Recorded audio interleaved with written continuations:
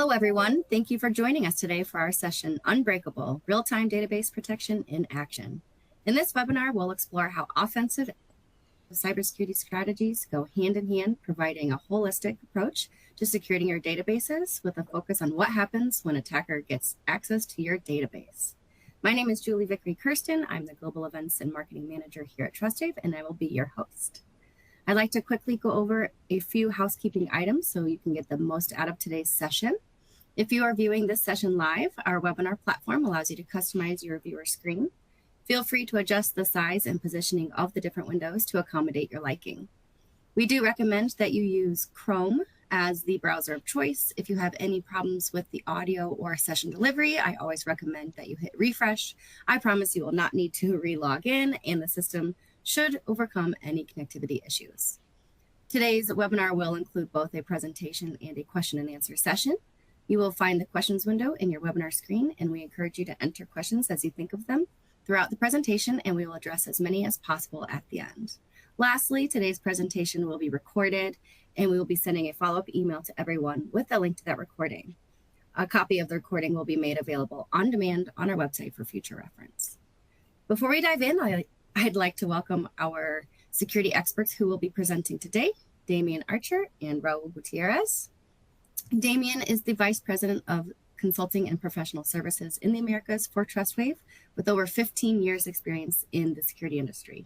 He oversees and supports a team of consultants who deliver pragmatic and solution-based outcomes to clients across various industries and sectors. We'll also have Raul Gutierrez, who is the DBSS Solution Architect Team Lead at Trustwave, with over 30 years veteran to the industry, who holds several technical and professional certifications. Today, Raul is helping Trustwave build their internal teams and capabilities around database security globally. Without further ado, let's get started. Gentlemen, over to you. Perfect, thank you, Julie. So yeah, Raul and I are going to talk to you today about protecting data. And the reason we're going to do that is the world that we live in, we're constantly seeing breaches. We're constantly seeing the bad guys gain access to data. It's almost daily now where there is a headline. And really what we're trying to do is focus on the areas that attackers tend to exploit. So, they want to get hold of the data. They want to gain access to your environment and gain access to your data so that they can sell that, monetize it. I think previously we'd compared data to being the new oil. We're starting to see that move into a quote again from a trustee at Trustwave, data becoming the new uranium. And with that said, the amount of unprotected data that we see, equivalent to 9.5 quadrillion pages of printed text if we were to print it out. That's a huge amount of data that is unprotected, and it's something that we see in our penetration testing and offensive security assessments firsthand when we do manage to gain access to some of our clients' environments. The cost of a data breach is not going down. Year on year, this number goes up higher and higher and higher. The average cost right now is 4.4 million. As new research, new analysis is carried out, I imagine that this is going to continue to increase given recent events. And yeah, that cost of the data breach is, through fines, through loss of business, and it's becoming hugely impactful to business operations for all organizations. And then finally, I think the other thing we're starting to see as we, carry out database security assessments is that when we run our tool, when we run scans on internal networks, we often see a lot more databases on an environment than was previously known by our clients. Up to 3 times more databases is what we're discovering with DBSS specifically, and that's across the board, across all industry verticals. So data is really, really becoming more and more prevalent. Database security is becoming more and more important, and that's what Raul and I are going to talk to you about today. Raul, I'll hand over to you to talk about DBSS. Thank you, Damian. And so the question then stands, how can you protect yourself from these types of attacks? And that's certainly something we're going to focus on today, the Trustwave solution, DB Protect. And what does this solution do? Well, it is specifically purpose-built for databases. And the technology is really set to deliver outcomes day one. And that's what outcomes? Well, to thwart inadvertent access to our data, specifically our sensitive data, and safeguarded from data exfiltration, be that internal threat or external threat, certainly helping organizations meet their regulatory requirements or their authority to operate in the government. And we set to support initiatives like zero trust and identifying overprivileging issues, implementing a least privilege environment, and certainly with some level of focus around third party risk, which in many cases is an avenue of attack. And so these are the focus points of the Trustwave solutions. And what are those? Well, App Detective Pro was the first ever database scanner introduced into the industry over 20 years ago. And it's very point and shoot, and has enabled many external and internal auditors to identify their gaps in their compliance programs and get them on the right track to meeting those requirements. DB Protect is our enterprise solution. And way on the left, you see the actual capabilities, vulnerability management, rights management. And so that's shared between App Detective Pro and DB Protect, but one is a desktop solution and one is an enterprise solution. And so DB Protect not only performs these same capabilities, but it could do it at scale with automation, with tamper-proof evidence, with role-based access to provide separation of duties.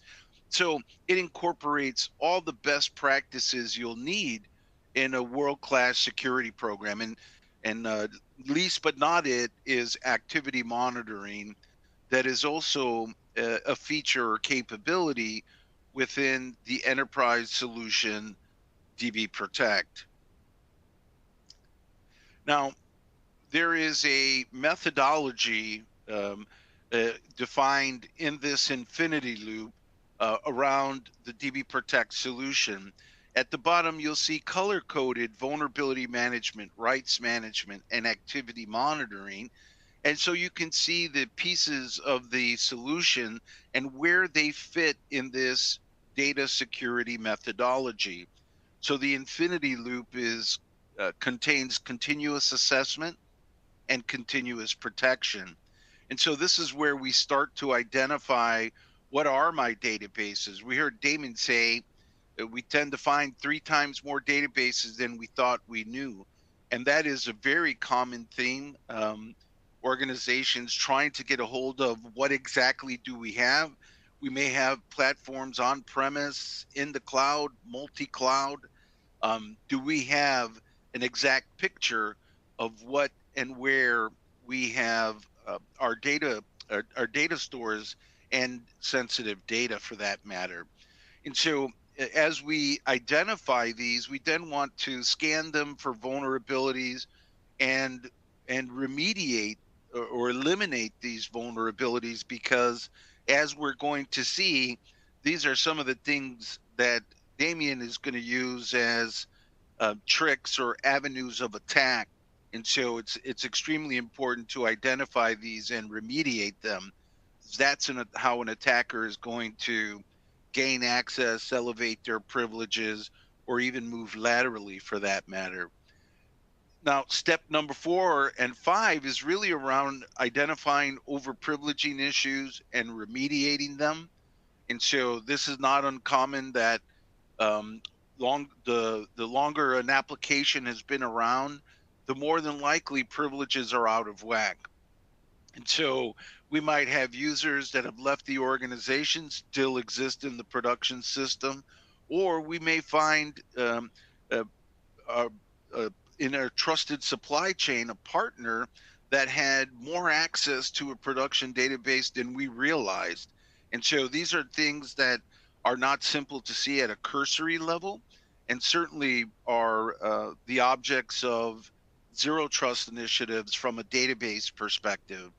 And so as you rinse and repeat, the more you do this, the more you lock down your environment, the better you get at identifying these gaps and remediating them.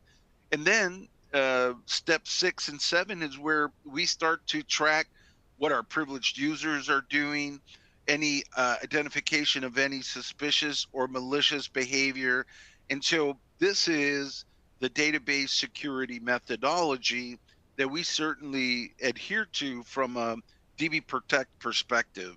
And these are the areas that we can help organizations lock down their data stores. Damien, back over to you to database attack from an attacker's perspective. Perfect. Thank you, Raul. So what we're going to talk through now is just a quick kind of show an example of what this looks like from an attacker. So before I kind of get into running the tools and doing everything, just a quick kind of caveat, everything we're doing here is within a controlled environment. We're using some tools that are attack tools, are hack tools, and should only be run in a controlled environment and only with the explicit authority from the system's owner so that you can run those tools. So in the specific example we're going to give, I'm an attacker. I have the best job in the world. I get paid in cryptocurrency. I use tools that I've downloaded freely from the internet, things like the Kali operating system, which includes all three of the others. So Metasploit, John the Ripper to crack passwords, and then Mmap just to do some system identification. And really the methodology that I use whenever I carry out attack is I'm a low-hanging fruit kind of attacker. I look for weaknesses from open source intelligence. I try and find passwords in data breaches. I'm not trying to do anything particularly complex. Really, all I want to do is get in, get out, and then sell on the access, sell on the data to my investing group. And with that, I'll do some research on an organization. I'll look for credentials. I'll look for externally accessible entry points, things like Bastion hosts, things like remote access solutions. Once I'm in, I'll exfiltrate the data. Sometimes I need to use social engineering. Sometimes I need to send some phishing emails, some smishing, maybe call in and physically intrude into organizations just to do a Dropbox. But ultimately, that's the methodology I follow. Fairly high level, fairly quick and dirty, but something that just gives me the right level of access. So specifically in this occasion, I was approached to gain access to financial institutions. I cast my net far and wide and I find BankSmart. BankSmart is the perfect organization for me. Looking at the things that I discovered, it looks like, their hygiene's pretty poor. They've got, specific remote access systems running on the internet that really you wouldn't expect to see. They've got a number of breached credentials available online. So from there, I start to use those credentials, change the year if it's from a password data breach, change the season in the password, just, try and do some fairly intelligent brute forcing of passwords that I found in the data breach. And then eventually I come across a credential for a user and I'm able to use that to log in. So I need to find the remote access solution. So the first thing I do is run Mmap looking for port 3389, which is Microsoft Remote Desktop. Once I've got access to that, I just use the built-in tools to log into that system. I use my credentials Jane to gain access through the RDP session, and then boom, I'm in. So that is me exploited the external entry point. And what we're doing right now are things that we absolutely see. We see these RDP servers online, we see credentials online, and we use those as part of our SpiderLabs group to carry out red team type assessments. So once we're in, we need to start to deploy. We need to look at deploying some malware. We skip through these ones. It's gone backwards. So the easiest way for me to deploy malware is through a web browser. I'll just download it. I could do a share. I could use PowerShell IXE. I could do many different things. But in this case, I'm just going to use a web browser. So I set up my own web server on my attack box, host my shell that I'm going to use to gain access to the system, download that shell, run that shell, and then boom, it's essentially run that shell on the Bastion host. On the attack side of things, what I need to do is catch that shell. So when the executable is run on that Bastion host, I need something that it will connect back to. So I use my Kali, I use Metasploit, and I use a handler. So a handler is something that just catches the shell, gives me access, gives me reverse access into that system. So I set it up using fairly generic commands. I'm going to use a reverse shell, set up the local host of my machine. I'm going to use port 443 so I can tunnel through web traffic. And then just show options, make sure I've done everything correctly, and then I just run. And then boom, you kind of see it come in there, right? You see the session come in from the Bastion host. So now I've got access externally from my attack system into that Bastion host. So from here, I want to sort of start to look around, get access to system, so elevate my privileges on that Bastion host, dump the credentials, dump the hashes of any user that's logged into that system. In this case, I see the scanner user. That scanner user is the type of account that is often referred to as a machine account. So that's the sort of account that I will be able to use to further my access in the environment, sort of spray those credentials around different hosts. So I've got the hash, I've got the username, I need to crack it, right? There's various methods to get clear text hashes, but in this case, we're just gonna crack it. So we'll use John the Ripper. You can see there, no password hash is cracked. We'll run it against the Kali built-in password dictionary, and then boom, you see we cracked it there. We've got James, which we already had, and now we've got the password for the scanner user as cracked in John the Ripper, all within that Kali operating system. So we've got access to the Bastion. We've got 2 sets of credentials. The next thing we want to do is try and route our traffic to the internal network through the Bastion host so we can see what's on the back end of that Bastion host. So again, we use Metasploit, we set up a route through, and then we're going to use a port scanner against hosts on that internal environment to try and identify some databases. So 1433 is the SQL Server database port, and then we run it, and then boom, you see it there. On 211, we have a database port open, 1433. So that indicates to me as the attacker that, hey, I'm going to gain access to a database from here. There is a database available for me to hit. So now we need to try those credentials that we've got. We try the scanner credentials first. So we set the username, again, just setting the variables in Metasploit as we have done in the past. We set the password, we set the IP address of the scanner we've just identified. We can do things like brute force against password dictionaries, against user lists.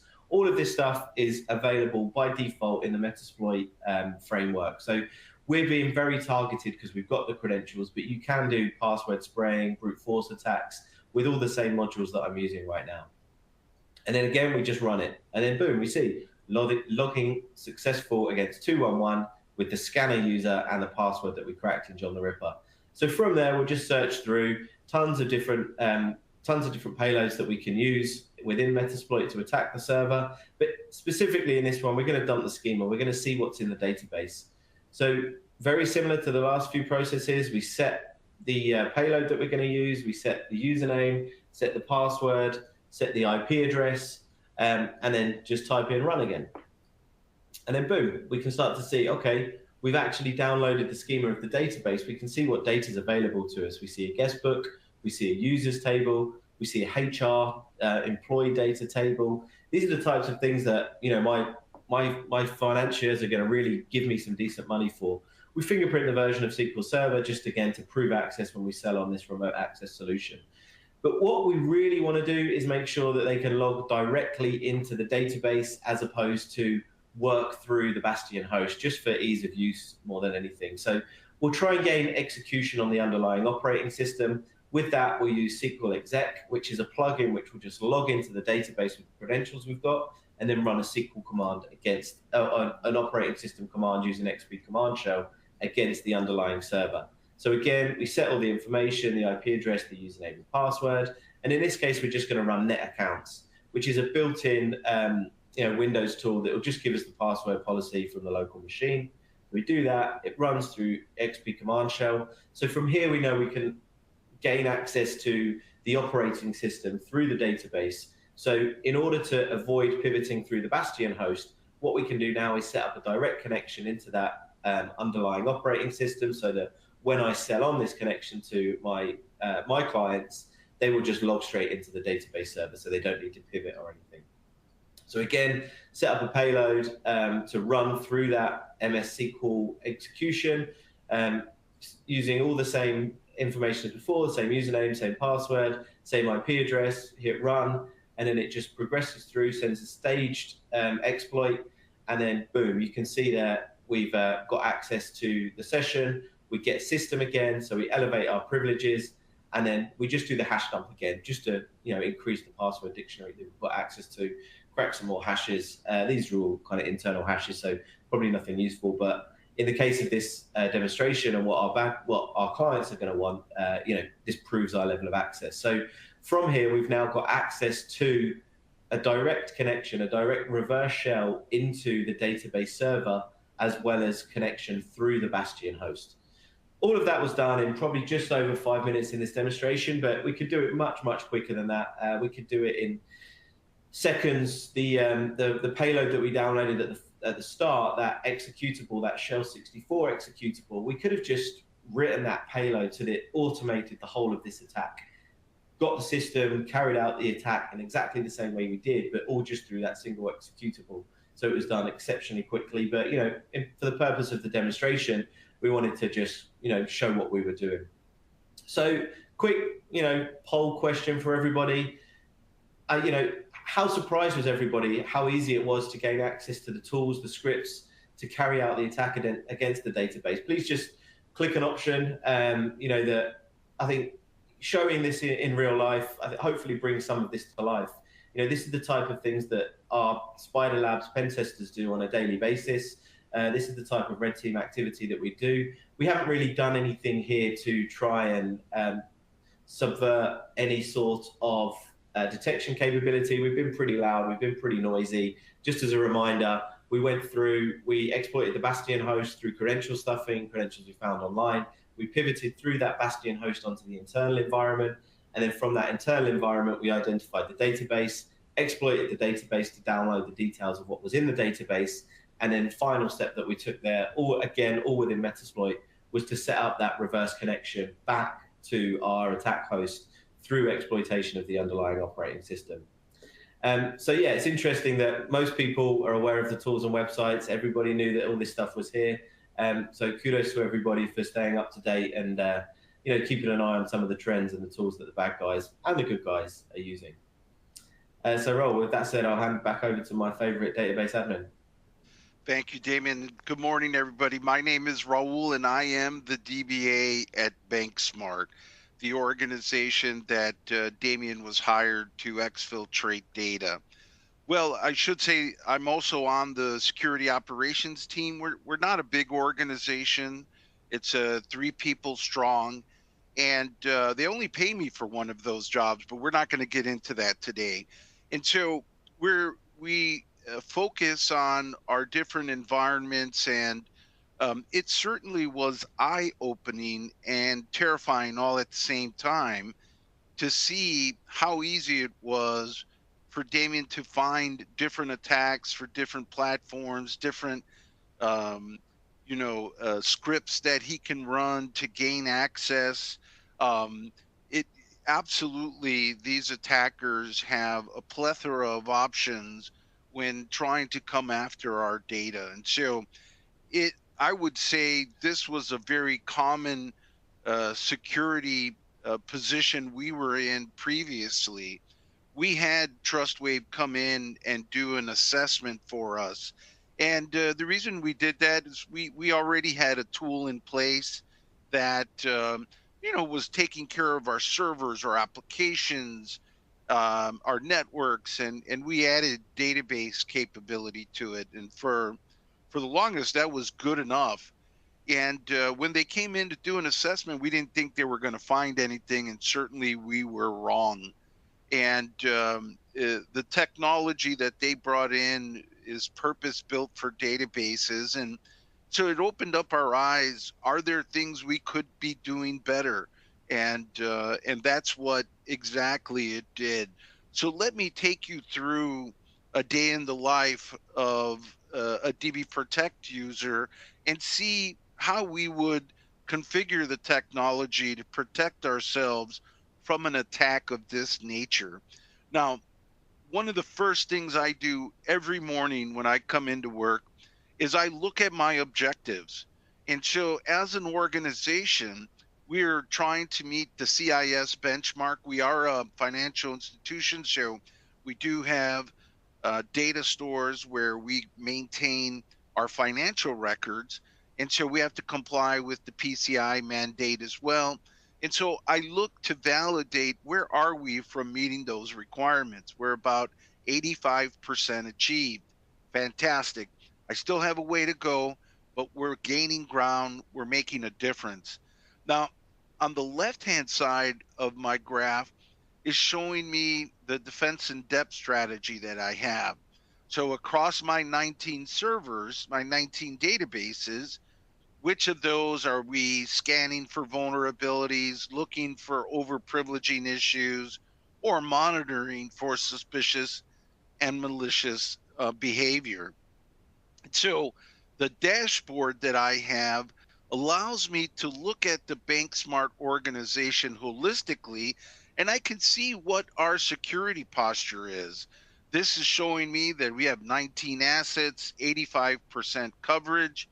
Our average finding age is 5 days, and we were just receiving some alerts from that environment 0 hours ago.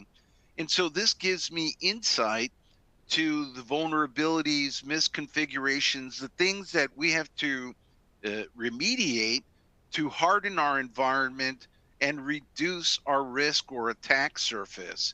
And so if I were to zoom into that, here's the list of my 19 databases. And we're not a big organization, but I'm pretty proud.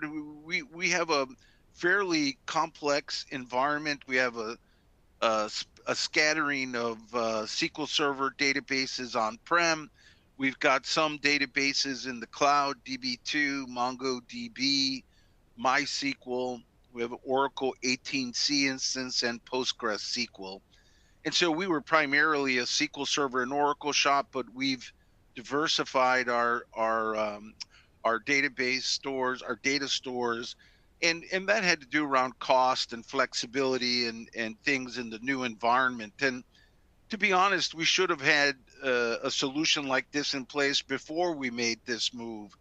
And so there was a lot of improvements that we had to make in across this environment in identifying these vulnerabilities and misconfigurations.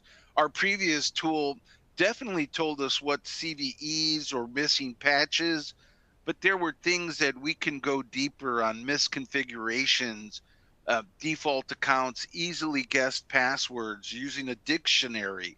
And so these more stringent policies helped us identify other avenues of risk. And I can see in these boxes what platforms I have, what are those category of findings. And then down in the list or the report, if you will, I can see that check, account granted alter system privilege. We can see it has one occurrence. And more importantly, the technology gave us a knowledge base article. And so at one point, we enabled native auditing because we thought we were brilliant, and we'd send it up to the SIM, and that'll solve all our problems. And the reality is, when that data got there, the analysts there don't speak database. And so they were not sure how to handle this information, what exactly it meant. And so today, here's a technology that is giving us all of those details. Why should I care? What are the platform versions that are impacted by this? How do I fix this problem? Is there a CVE or CCE reference number? And so this gave us the ability to have much more detail around the things that we're identifying across the environment. Now, important to note is that all of this is driven by a policy. And so we have multiple built-in regulations or policies with the DB Protect solution. And so we were able to customize some of these built-in policies and use them for what we need. Now, there are two types of scans that we perform here at BankSmart. There is an audit scan, which is a credentialed scan. We also run discoveries, and that's where we look for new and rogue databases. And occasionally we find them. It's very easy to spin up a database in an environment. And when we find these, I can run a pen test, which is a non-credentialed scan. Let me get some overall outside looking in information. What will the database tell me? And so I want to arm myself with that information. When we find the owners of this infrastructure, we're going to question them. In what purpose does this database have? And if they start to describe to us that they're copying production data down to it, well, then by all means, this is even more concerning. Here's a report on, what we're seeing from a cursory level. It's behind on its patching, or it has some misconfigurations. And so we want to create an account there and have this in scope going forward, so that we can validate that that environment is hardened and safe to do what they're setting out to do. And so another aspect of the technology that was very helpful to BankSmart and myself in particular was understanding where we needed to start. And so, because now it's not a massive environment, but once you start looking and identifying where some of these configurations or vulnerabilities issues exist, this is important to identify where that weak link in the security chain is. And so what we're looking at here is a dashboard showing the BankSmart organization all the way at the top, and then sub-organizations. So just like all of your organizations, you're going to have human resources, legal, finance department, engineering. And so these are lines of business departments that have infrastructure. And when we're looking at identifying risk, well, that's where some of this risk is going to lie across our different groups or departments. So the interface allows me to start gathering this data. And if you look at the number of findings and the number of occurrences, what this graph is showing me is that engineering is the organization that bubbles to the top with the most findings or egregious issues. And if I zoom into that, I can see the databases that exist in the engineering organization. And if I look to the right, I can see the breakdown of high, medium, and low severity risk, which is telling me that that Oracle 18C instance in AWS is the culprit that is skewing our numbers towards away from compliance. And if I need to really make an impact in our security program, this is where I'm going to start remediating and fixing the issues that are plaguing this environment. And so these processes, this information going deeper than we were able to go before, has really made a difference in our hardening posture across the board, whether it's on-prem or in the cloud. Now, again, every morning I return to this dashboard and I see how far are we from meeting those requirements. We've taken a look at vulnerability scanning. I'm also using the technology to identify overprivileging issues. Do we have them? Unfortunately, yes. And so on the left-hand side here in the red box, you'll see privileged users with an admin likeness score. And so right at the top, you'll see the number 100, and way over to the right is a circle right on that line. Well, that's me, and that's my other two DBAs on the team. We have 100% admin likeness score, meaning we are DBAs. And so the interesting aspect of this chart is where we see that bubble just beneath 100%. That bubble is representing users that have 80% like a DBA. And so in reviewing this information, we found a partner in a trusted supply chain. They're supposed to have access to our production system.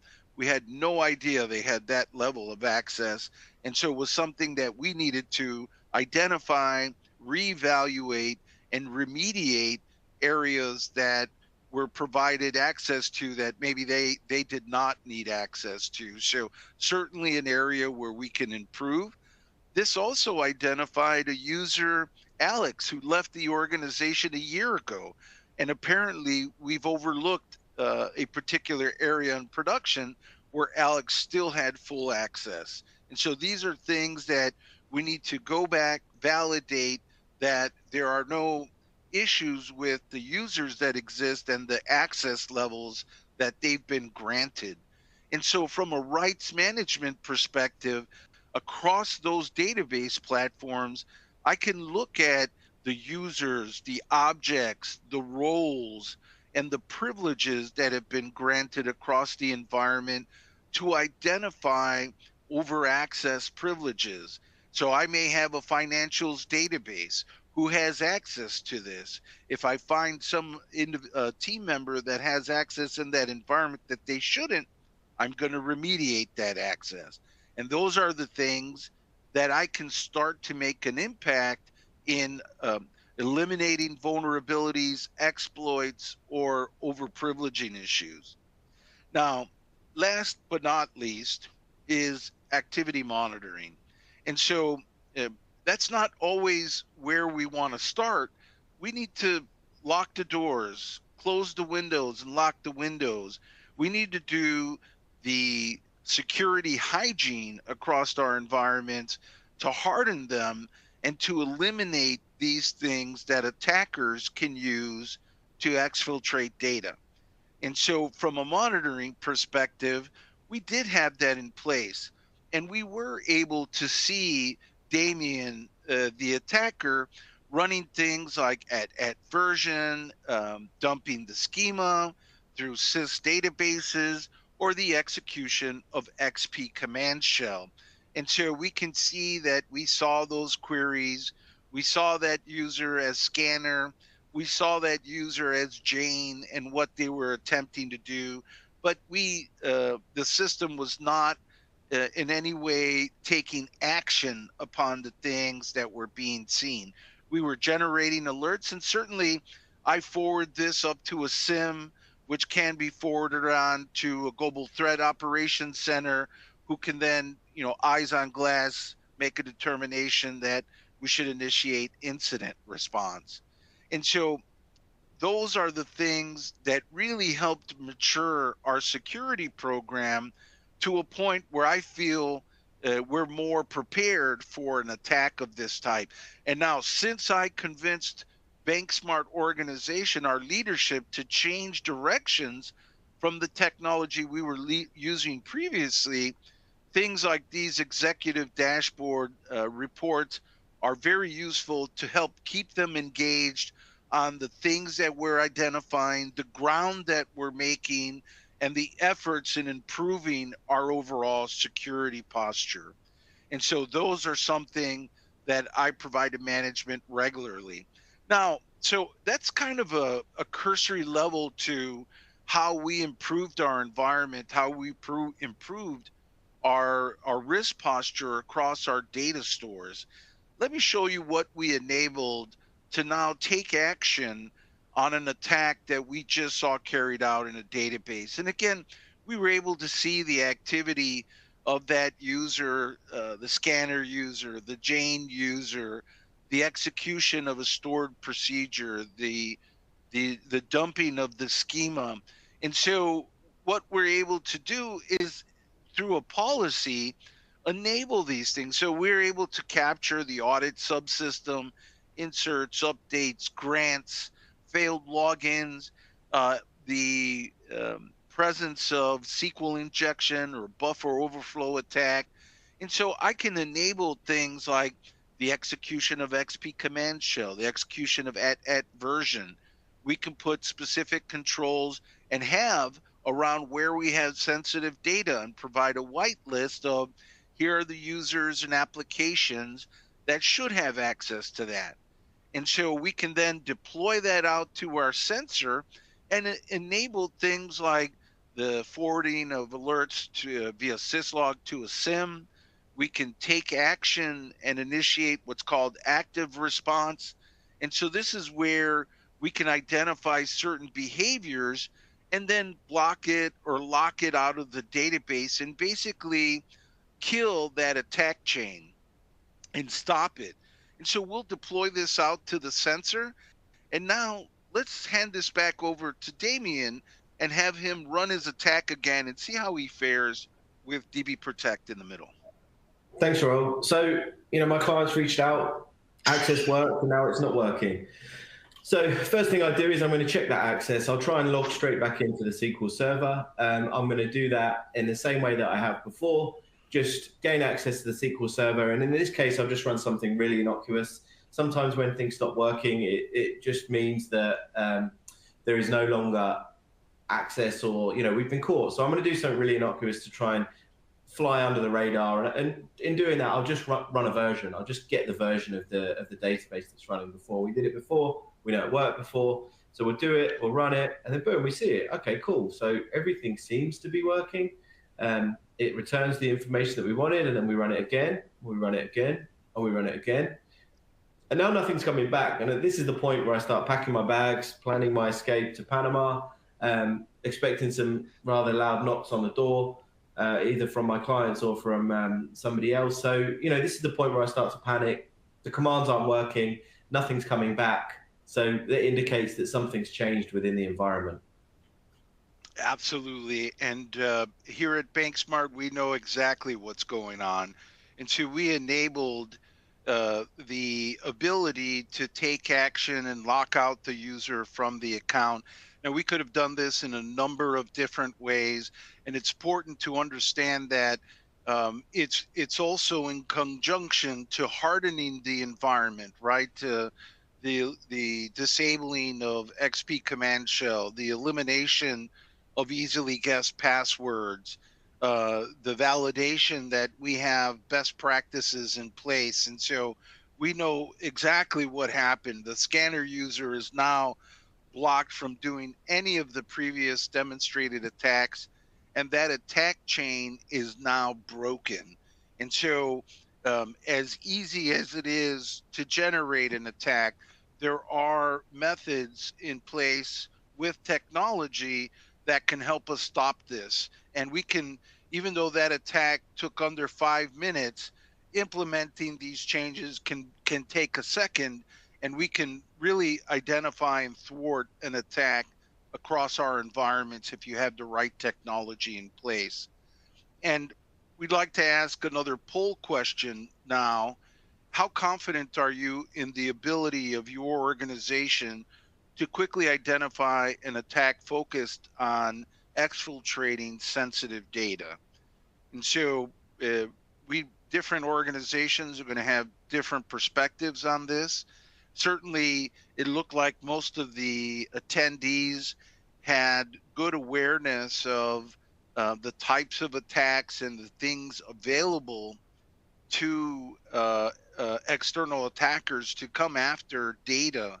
And so that's very eye-opening in how easy that was to execute. That I think the most Damien typed was run. And so very insightful on what attackers have at their disposal, and why we have to have good security hygiene. So if you can focus on answering your question, giving some feedback, we'll give you a few more seconds.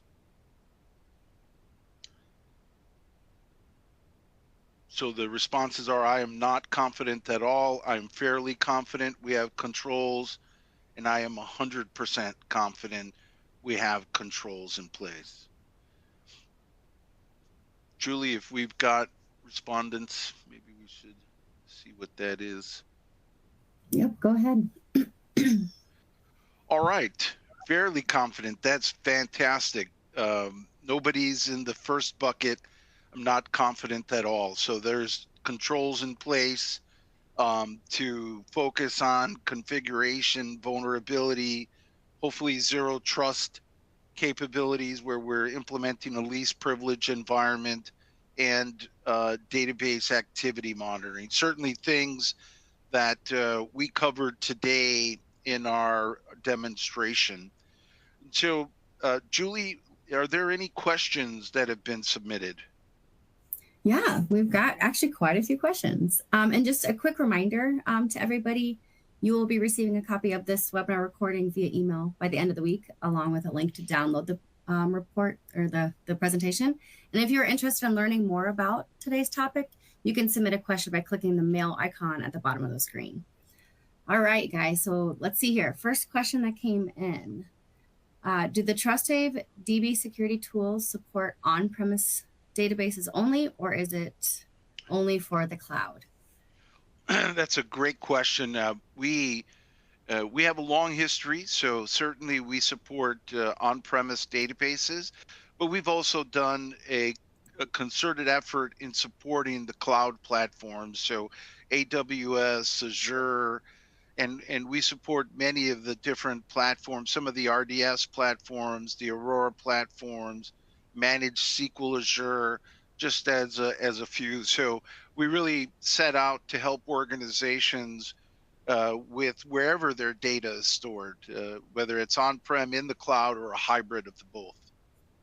Great question. Okay. Next question. Can your solution identify where we have sensitive data? That's a great question, and I didn't show that in the demonstration because we've been focusing in on configuration and access, but sensitive data is a capability of the technology, and you're able to kick that off as a ODBC connection to the database, so it's a credentialed scan. And we're able to identify where you have PII and PHI data. So yes, that is correct. And then you could take that information and see who has access to it, which is equally important. Okay. Next question. Can you address/compare Trustwave DB to Defender Sentinel solutions? And is Trustwave DB a one-stop shop, or would you use it in conjunction with the solution? Well, Sentinel does a lot of different things. And certainly what we see these platforms as a way for us to integrate with and share details of the either assessment or monitoring alerting that we're seeing. They have some similar capabilities. We're agnostic to platforms, so we are going to support our clients that have a SQL Server, Oracle, MongoDB, Redis, you name it. There's more than just the Microsoft platform, and so we can play nice together, or in some cases we're going to be the better solution because again we support many different platforms on-prem and in the cloud. Best way I can answer that. Great question. Okay, let's see. Does the Trustwave solution help support data privacy laws such as GDPR or CCPA? That's a great question, and absolutely. And so we have organizations that have clients in EMEA or in California. And so you have privacy laws on how we safeguard that information. And so these are policies built into the technology that you can use to identify, are we meeting and complying with those standards? And so absolutely great question. And because the technology has so many different built-in regulations, you can really comply and help meet those requirements across different regulatory entities. Okay. Can you see when last an account was used and where the access came from?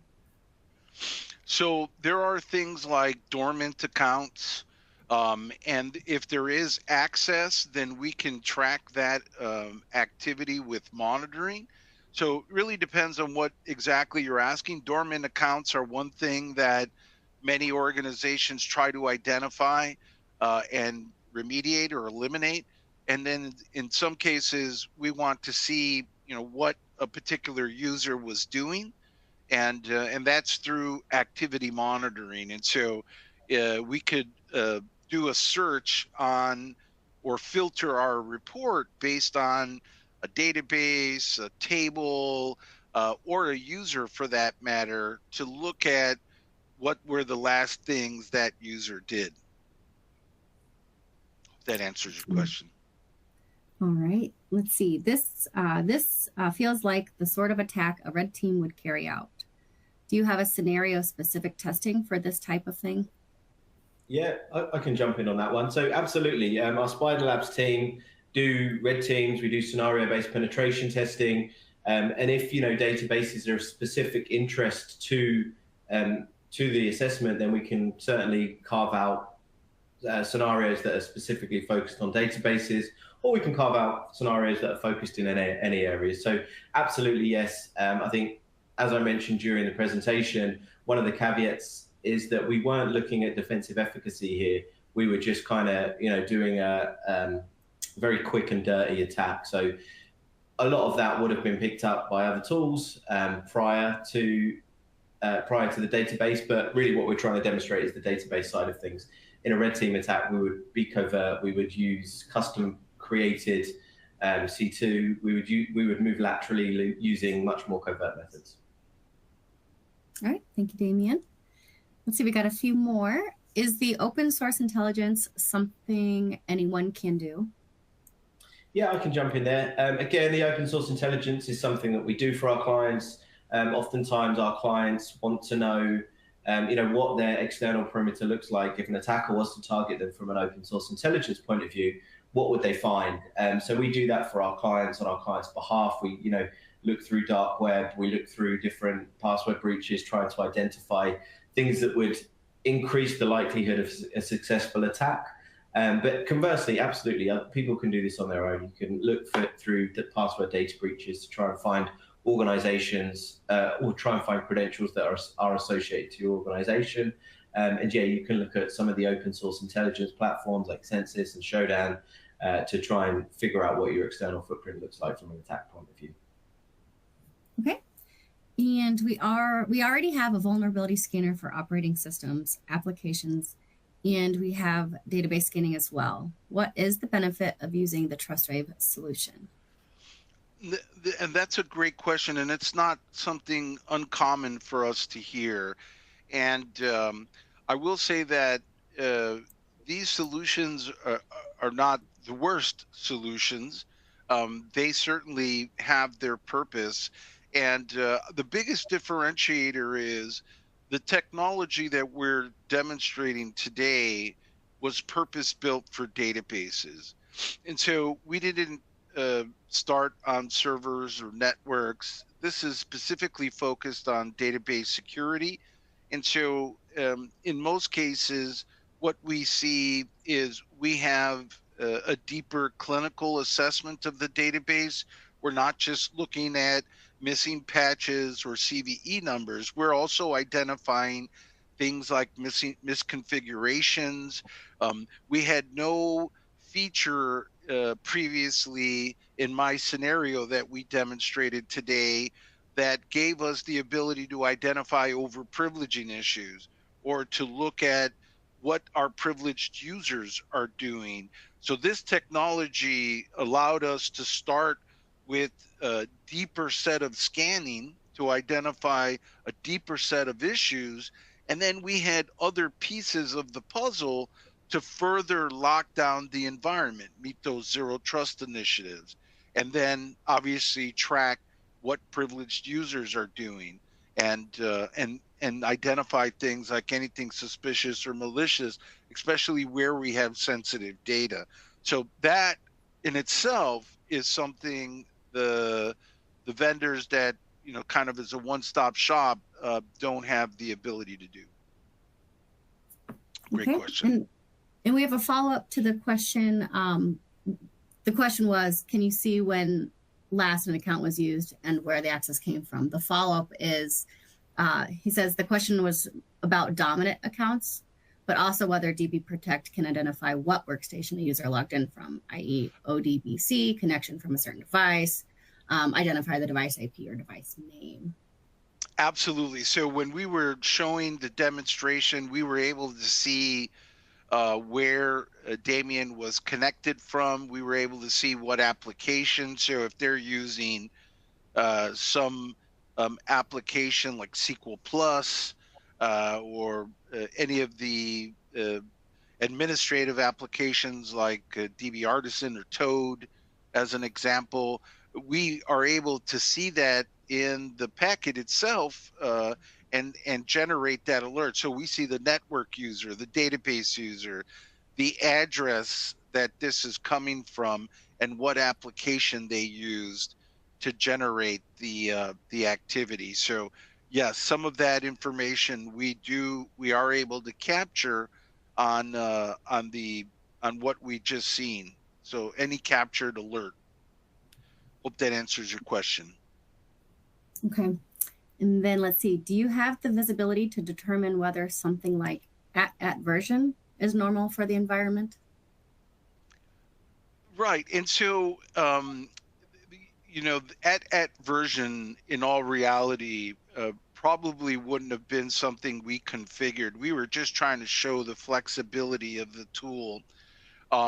What normally we would do is track privileged activity. We would set up special rules around where we have sensitive data. And those would be the things that an attacker, if they gained access, would focus on. That one of the things I will say that we have coming is anomaly detection. And so as you saw, Damien had compromised account that he was able to use in his initial attack. And so when that happens, anomaly detection and learning the behavior of the environment would have seen several things. It would have seen that this existing user was coming from a different source. So that would have been first seen, meaning we've seen this user before, but never from this source. Or it can identify things like they previously returned 10 records of data. Now they're running a select star. Or they normally work 8 to 5 and it's 2 in the morning. So anomaly detection is certainly something that we have coming on a roadmap, and will be a great way for us to enhance our capability in trying to find, variations or anomalous behavior across our environments. Okay, and he just responded, anomaly detection was what he was after. So how soon is that to be expected? We are happy to follow up. Julie, if we can maybe take down that information. Yeah, let's do it. We can follow up as to what our roadmap plans are around that. Absolutely. Okay, and then one last question. What is a normal retention period for user access data? And that's a great question. I would say the solution leaves that up to you. And typically this is something we work with organizations. What is that retention period? Is it 6 months? Is it 1 year? Because we can forward alerting up to the SIM. In many cases, the application is 6 months, but they may retain that data a little bit longer at the SIM. So it really depends on the requirements of the program, and we could adhere to them. All right, that is it for questions. Everybody, if you have any additional questions that come to mind before I close out, feel free to submit them, and we'll be sure to have one of our security experts follow up with you. And as a reminder, you will be receiving a copy of the webinar recording via email by the end of the week. And if you're interested in learning more about today's topic, you can submit a request by clicking on the mail icon at the bottom of your screen. Before we leave, we would greatly appreciate it if you could take a moment to fill out our post-show survey to rate this session. You can view that below. You will also be prompted to take the survey at the conclusion of the webinar. Thank you everyone for joining, and I hope you have a great rest of your day. Thank you. Thanks all. Thank you.